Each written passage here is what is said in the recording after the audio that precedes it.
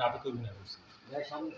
তো নাটকে অভিনয়, উপস্থাপনা এই সবকিছুর সময়ে তখন আবার আমি একটা কর্পোরেট চাকরিতেও গেছিলাম।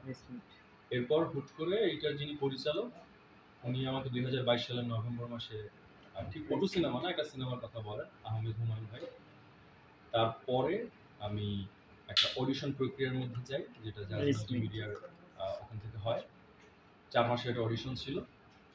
এরপর সিনেমাটা আমি করছি প্রধান চরিত্র।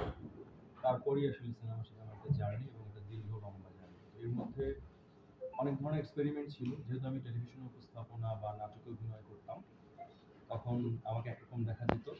তো তখন জাজ বা বিশেষ করে হুমায়ুন ভাই পুরা টিম চাচ্ছিল যে আমাকে একটু ভিন্ন লুকে দেখতে এবং ওই চরিত্রের যে সিনেমাটা সামনে দেখা যাবে যে চরিত্রের সাথেও যাতে একটু যায়। লুক এক্সপেরিমেন্ট করতে গিয়ে আসলে অনেক মজার গল্প ছিল এবং খুব কষ্ট হয়েছে আমার সত্যি কথা বলতে। ফাইনালি এখন যে পোস্টারে যে গোপালা লুকটা দেখা যায় ওটাতে আসা এবং